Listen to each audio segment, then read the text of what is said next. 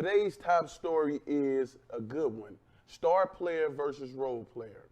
So, Mr. Jahidi, what is the difference? How do a coach even know who's the star player and who's the role player? Or how does an athlete know if they're the star player or the role player? Usually an athlete don't know if they're a star player or role player, but a coach can differentiate a star player from a role player, usually by how much a player can do, right? Some players are just natural scorers or natural go-getters. Other players are really good in the specific role. They do one thing well. They may rebound well. They may pass well. They may tackle well. For sure. Those you need those. So it's all about to be like a chain. So all the pieces of the chain is a link. You know For sure. If one link, if one link is weak, then they all break down. But a role player is somebody who is more of a mentality and just a natural, gifted go-getter, right? You have to have that as your role player. For sure. So what is really the importance, okay, let me take that back. So when it comes to coaching, should a coach treat a role player any differently than a star player? Yes and no. A role player gets more of a green light. Look, life ain't fair. Sports is even less fair. For right? sure, for Right? sure. So a role player has more of a green light. So he gets more of a string. So you may have to coach him differently. Don't mean you don't coach him less harder. For sure. Sometimes you coach the star player harder because if you're tough on the star player, everything else falls in line. For sure. So it's not always a luxury being the star player because the star player has to put all the weight of the team on his shoulder. Indeed. The team always goes as far as those star players go. For sure. So let me see. In my experience, I think I had the chance to play both roles. In high school, I was a star player. College, I think I was the star/role player, man, because I was in the backfield with another great running back, the late Marion Barber, man, and he was the star. But I played a major key role. I was the change of pace guy. He come in, he gonna brutally beat you down, beat your body down, physical. And then when I come in, I'm the change of pace, hit you with the speed, change the pace of the game, man. And I think, we realized that we work well together, and then I end up becoming a star player. And so I think, it's like you say, it's definitely levels to it. Do you have any moments where you was a role player or a star player? Yeah. So in high school, I was a star player. For sure. And sometimes being a star player, it takes you a while to understand when you're a star player, you got to be a leader. But then when I got to college, I played with Allen Iverson. It was guys that was better than me. So then I had to become a role player.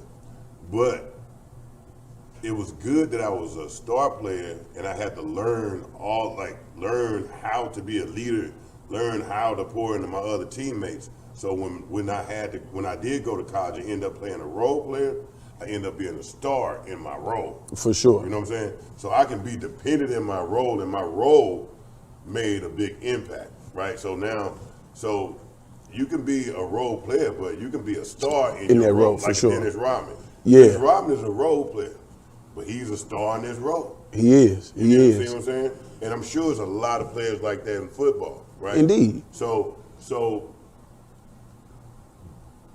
I think kids get kind of misconstrued where I'm just a role player. Nah, you guaranteed needed. We have nobody to do what you do. What you can do. For sure, for sure. And now, so we need you to bring that every day and bring the best of it, and you end up being a star in your role.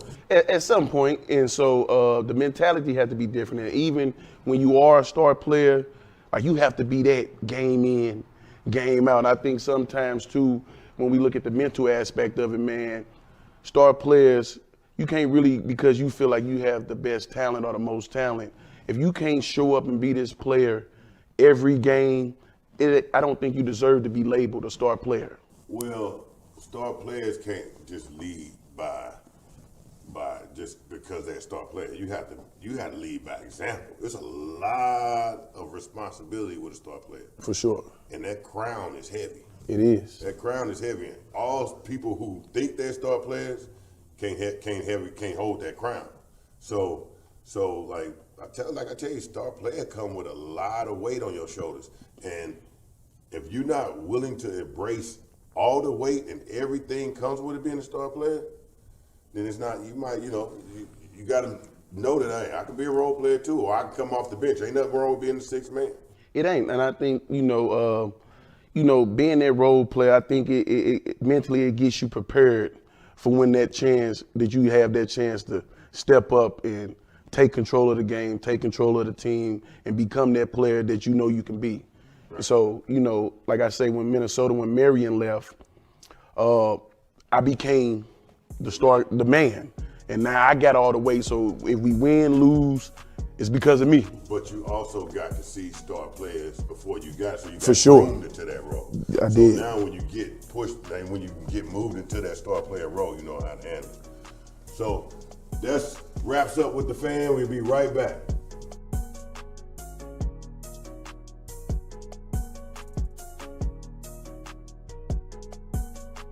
Today we have a jam-packed show filled with the latest scores, trending stories, and some jaw-dropping highlights this week in youth athletics. Whether you're a player, parent, or just a sports fan, we've got something for you. Let's dive right in. Welcome back to The Fan, Future Athlete News. And today we got a special future athlete, Brandon Kennard. Brandon is an 8-year-old hockey player that plays the center position for the Affton Americans. Brandon at Florida Hockey has already scored over 100 points. And now, just in 2 years, he has transitioned already to ice hockey. So Brandon, welcome to the show. Thank you. Yeah, thank you for being here. So I want to know, how did you teach yourself this ice skate? Because I tried to ice skate one time, and I fell so hard. I never got back up. I crawled off the ice into the regular, on the concrete, then I stood up and I was like, I'm done. So you did something very amazing. How did you teach yourself how to do it? My mom got me my first pair of skates, and every day kitchen would be my stadium and the living room would be my stadium, and I would just skate around playing hockey. And then eventually I started to ice skate, and since I knew how to roller skate, I didn't really fall that often. But you fall sometimes. Okay. It's all about, you fall sometimes, but it's not about the fall, it's about to get back up, yeah. Right? Eventually, you don't even worry about the fall, you're just worrying about now getting back up and learning and going again, right? Yeah. That's some toughness, that's toughness. So, Brandon, how do you balance practice, school, and fun? Fun? It's like on the weekends, and when I have free time, I have fun and horse around. But like school is like everyday work, and practice, every day I get home for like an hour, I'll just shoot around, skate around, stuff like that. That's great, that's great. So far, what has been your greatest moment on the ice hockey rink? Definitely almost winning a Blue 3 tournament out of town. And so what was that tournament like? It was very fun. We went out of town to the Ozarks to play on a full ice outside. And we almost won. We just lost 3 games out of 7 games, I think. Oh, wow. And we almost won. We came in third. And we almost won. That's been our closest tournament next. But Friday, Saturday, Sunday, Monday, Tuesday, Wednesday, I have a full ice tournament with Affton. I'm not the only Affton team. Okay. I think we might be able to come first in that tournament. Oh, well, I hope you do. I think you got this, Brandon. I think you got it. And good luck on that tournament, right? Thanks. Okay, so when you go play hockey, right, when it's time for the game to start, what do you do mentally in your mind to get ready for the game? I just say, I got this, it's all right, I got this. Like, how do you get your mental ready for the game? Like in warm-ups, I just get as fast as I can around my side, shooting the goalie, not really letting them get back up because that's a game of hockey. Okay. Brandon, who's your favorite hockey player? Philip Forsberg. Do you Philip Forsberg? Yep. What team does he play for? Nashville. Nashville. Do you pattern your game after Philip Forsberg? What do you like that Philip Forsberg does? I like that. He's a winger that can play defense and he can put the puck in the back of the net. Oh, wow. So we know you're a center, Yeah. right? Can you still do a lot of things that Philip Forsberg does? Yep.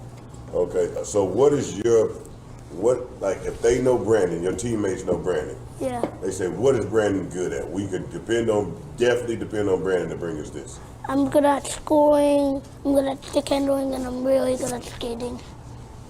All right. Okay, lastly, what are your goals going into this hockey season? To at least come in like a decent place, like third to second to first, and these next two tournaments that I have back to back. All right. Well, so listen, show me one of your hockey moves that you love to do. I love the stick handle, fake, and then behind the back and legs and score. So with the physicalness, do you get the tackle or what's the hockey term for it? Check. Check how they look. Show me how you check. Big dog, chill out now. I like that. All right, well, Brandon, man, we appreciate having you, and good luck on your tournaments. And I'm going to keep my eye on you and follow your career because I know you're going to be good at hockey. All right? Okay. Great meeting you. Thanks for coming, Brandon. Thanks. And we'll be right back with more Future Athlete News.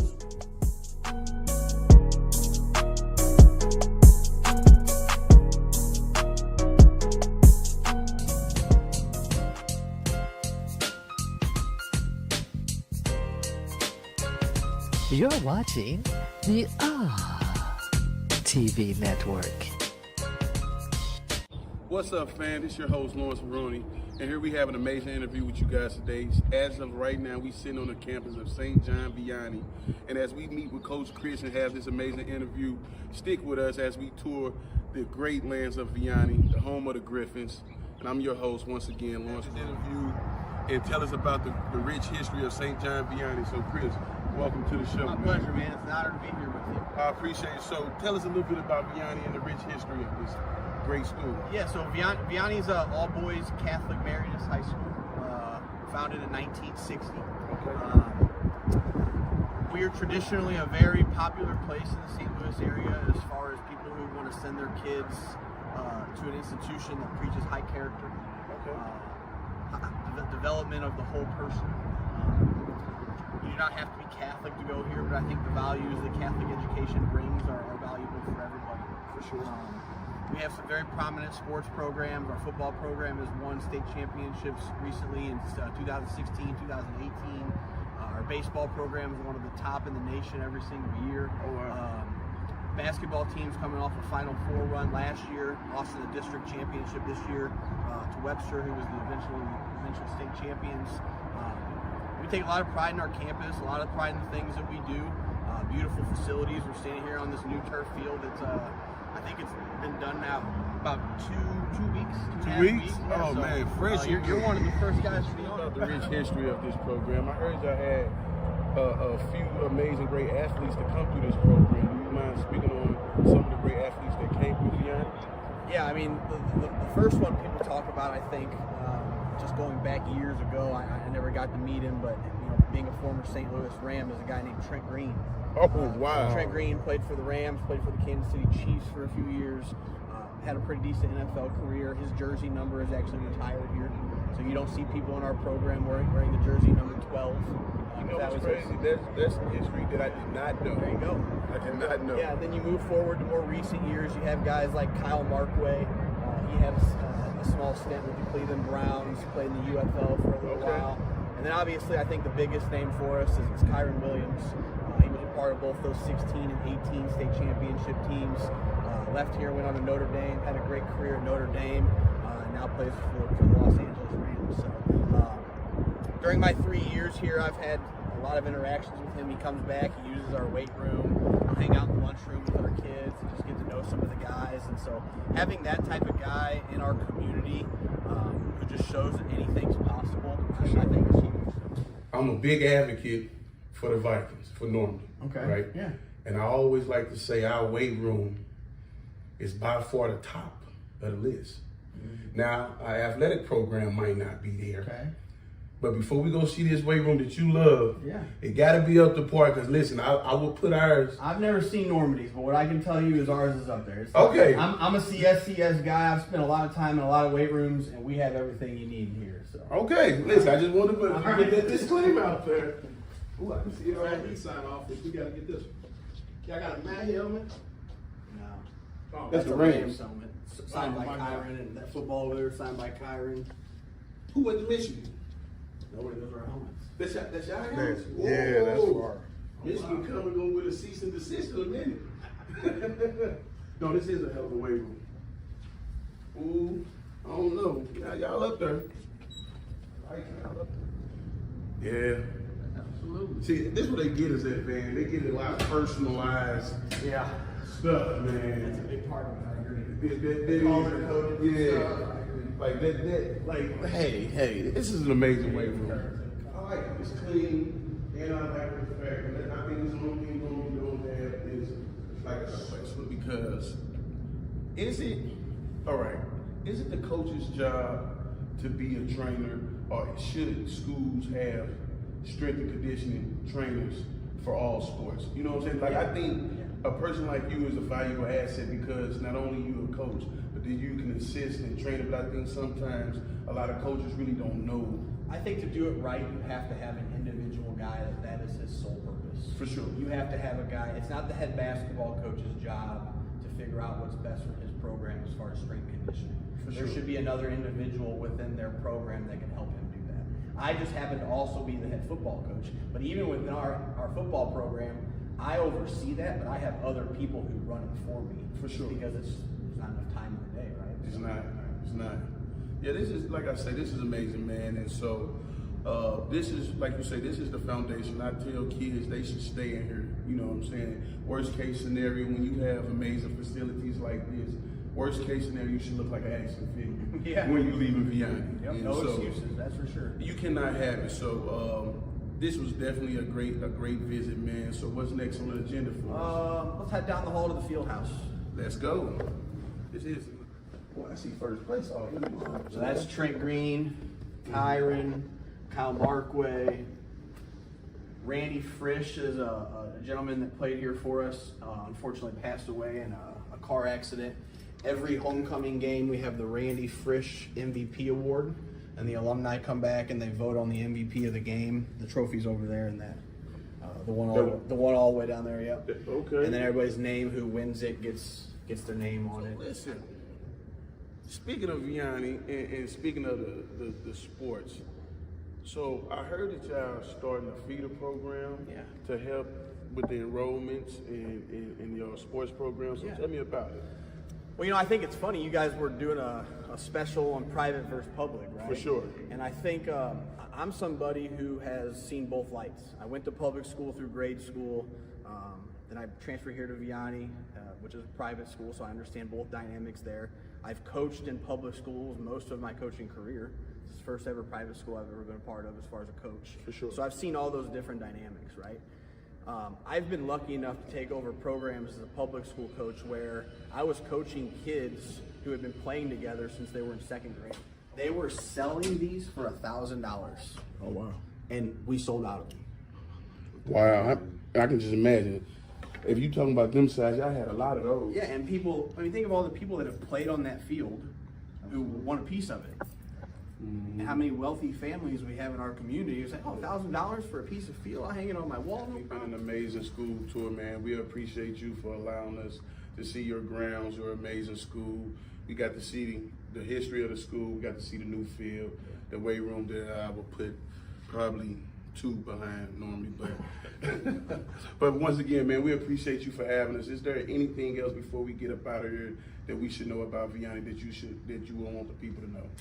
Vianney's a special place. I'm an alumni of here. I graduated from here in 2009. Our head basketball coach is an alumni of here. Our head baseball coach is an alumni of here. I think that speaks volumes about what this place does for people. For sure. I don't know how many people there are in the world who want to go back to the high school where they went to school and give back. For sure. I tell everybody this is a place that saved my life. It turned me into the person I am. I don't feel like I come to work any day of my life, right? I come in here with a smile on my face, ready to positively impact as many people as I can. We're doing some really good things here, just molding young men into great individuals, and I think that if you're in the market of trying to find a private school that fits your son, I think Vianney has to be a place that you look into. You heard it here first, man. So tap in with Chris, tap in with Vianney, and once again, Coach, we appreciate you for having us. Yes, sir. Thank you. We out.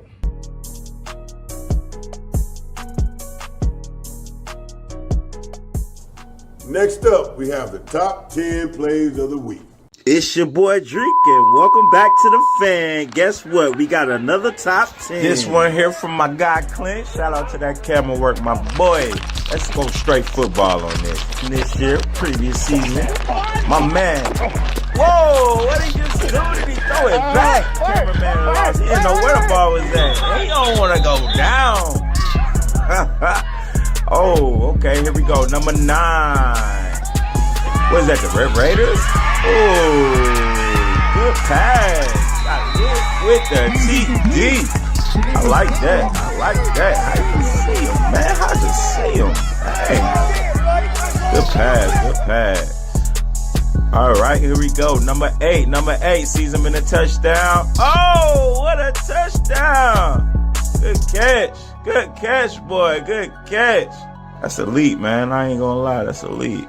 Ooh, I got the shimmy with it. Let's check it out. Number 7. Who we got? Who we got? Okay. Toss. Oh, breaks one tackle. Oh, elite. What a hurdle. Here we go. Number 6. Number 6. What we got here? Oh, handoff. No, he's throwing it. He's open. Oh, caught him. Oh, left you. Where you going? Oh, left you. Where you going? Oh, that's a touchdown. Good pass. Good catch. Woo! I like that. Coach gotta give him some hug. I like that right there. Good job, y'all. Good job. Good job. Here we go. Number 5. Number 5. They in a dome. Ooh, this look legit. Oh, one-hand catch from number 6. That's different. I ain't even gonna lie. That's different. One arm snatch. Woo! Here we go. Number 4. Number 1 comes out the backfield. He's going. He's going. Ooh, he just a little shimmy. Ooh, spin tackle. Ooh, got one leg. No, you don't. Ooh, and he's gone. Got daylight. That's a big running back, boy. Y'all, do your dance. Do your dance. Here we go. Number 3. Oh, Bumbaruski. No, it's not. Quarterback picks it up. He still throws it. Oh, one open in the touchdown. Okay. Okay. Hey, you got number 3 because that dance, bro. Good shimmy. Okay, number 2. One hand snatch. Oh, my God. He pulled that back. Oh, Dale Beckham. Here go number 1. He's open. Oh, my. Yo. That was nasty. Oh, my God. That was nasty. I ain't gonna lie.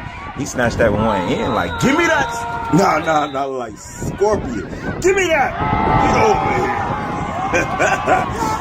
Thanks for tuning in to the Fan. Tune in next week for another Top 10. Peace. Welcome back to Future Athlete News, The Fan. Our second guest is another Brandon, but this is the legendary Brandon, Coach Brandon Gregory. Coach, welcome to The Fan. Man, thanks for having me. Appreciate it. All right, I always wanted to know what started you out to get into football training. Well, what's crazy is I started coaching, and I got, coming up playing in high school, and of course college football. When like I tell the kids, when that ball went flat, I was like, dang, what am I gonna do now? Right. So when I came back home after chasing my NFL dreams, my high school coach, David Harris, was coaching at MRH, Maplewood, Richmond Heights. So I started coaching with him over there. I had some success. He stepped down and he turned the head coaching job over to me. I was the head coach, went to state my first year. Had some success there, and actually that's when I went out to Francis House North. Okay. That's where I remember your big self was coming. I had my coaches meeting, and you was coming through the door. I thought you was a player. I actually got excited until I realized it was you. I remember that. So Francis House North, then Cardinal Ritter, and now being at East St. Louis. But it was just kind of one of them things that fell in my lap, to be honest with you, because that's what I try to do. What I do now is to have a plan, so most kids don't have to take the route I went, you know. So like I said, when the ball went flat, it was like, for me, what do I do now? Because that's all I knew was football, you know. So I'm in it now to kind of help kids don't have to go that route. So to use that football to get where you need to go. So when it's over, you know, you'll have a career after that. For sure, for sure. So let's get to it. So you've been a coach, and let's just start off with your resume. How many kids have you got to the league or got to college or already in the league? Well, right now, everybody knows Jameson Williams. He's having a lot of success, you know. Sure. And what's crazy, I'll be trying to watch most of my college guys on Saturday. It's kind of hard watching about 40 to 50 of them try to play, so you have to record it, you know. But it's one of them things where it's only like 3 or 4 now, you know, Luther Burden, hopefully, Dominic Lovett, we got Spraggins. But this next wave that's coming through, you got to think those guys now are about to transition to the NFL, you know. So it's crazy. A former player of mine, Kayvon Reed, I forgot about. He's at Mary State. He's actually going to have a pro day, you know what I mean? Okay. So I try to keep up with him, but it's so much, Laurence, where you have to really sit down and see, dang, where are all these guys at, you know what I mean? So within these next couple of years, it probably should have more. For sure. So with that being said, like, do that glorify what all you've been instilling in these kids since they was a youth, of what you've been doing as a coach, to see that you was able to get these kids to the next level, and then from there, they taking their talents and getting them to the highest level? Absolutely, and you kind of use it for motivation. And what's crazy, I don't, you know, look for the pat on the back, you know. And sometimes my mom and family members be like, "Do you realize that's Jameson with Luther?" You know what I mean? But I don't do it for that. So like, I literally just went to one of Jameson's first games this past year because somebody was like, "Hey man, that's a product of you." You know what I mean? You need to go celebrate it with them, you know. So with that being said, it's those stories. I remember when Jameson was a sophomore, and he told me he wanted to make sure his mom never be the manager at Aldi's again. And to see now she's not the manager at Aldi's again, it's a plus. You know what I mean? Sure. Luther Burden, the Cardinal Ritter, he used to wear this green Nike hoodie. We used to have to tell him to take off every day. Now he's a sponsor for Nautica, you know what I mean? So to hear the stories back then and to see where they at now, it makes it a plus for me, you know what I mean? So the NIL and the money, that stuff is cool, but to kind of be a part of their story and knowing what it was like for them to get there, you know, it makes it all special for me. If I'm a player and I know I'm good enough, Mm-hmm. right? And I'm a local player, I want to find Coach BG, right? Right, absolutely. What do you instill in these players to bring them up with all the experience you Mm-hmm. have? What's the process with the kids? Man, it actually kind of speaks for itself. You know what I mean? I kind of just do what I do because I've been around it. But what's correct, I went to the draft, not the draft, but the combine this past weekend to see Luther Burden and Dominic Lovett. And the whole time while the draft was on, when the DBs went to defensive backs, my DBs that I trained, like, "Oh, BG, these drills look familiar." You know what I mean? So when they see that's what the pros and the college guys are doing, and then if they could get their hands on me to prep them for that now, right, it kind of speaks for itself. You know what I mean? Because you've seen it all. Yeah, I've been there, done that type of deal. So absolutely. Not only like, I can teach you. I can teach you high school stuff. Absolutely. But I'm going to give you what you need for the next level of college, and possibly also, so when you turning over kids to college, yeah, you saying you want to turn over a prepared product. Absolutely, and it was crazy. We was talking about that too. So a lot of my guys, when they leave, they go to college and have success right away. Like even at Eastside, my defensive back, Charles Bass, he's a senior, but he's at Mizzou early right now. He's running with the ones and the twos. We got a defensive back, Leontre Bradford. They call him Smiley. He played as a freshman at Purdue. You know what I mean? So when them guys leave our program or leave from training with me, and people see that, dang, them guys are going to have instant satisfaction. You know what I mean? Right. It kind of helps my story, if that makes sense, because they carry weight. Well, we got the legendary BG in the house, and me first, I tell you, I'm proud. I appreciate it. That you're here. I appreciate it. Guys, we'll be right back. My with God, Future Athlete News, the fan.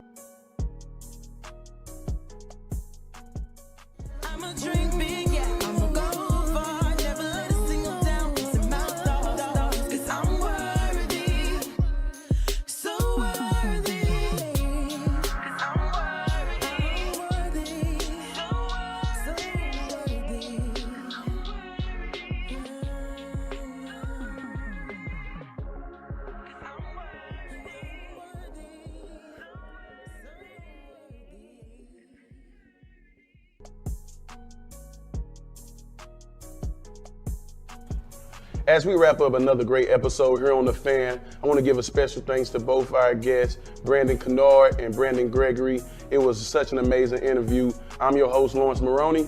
And I'm your host, Jahidi White. And that's a wrap.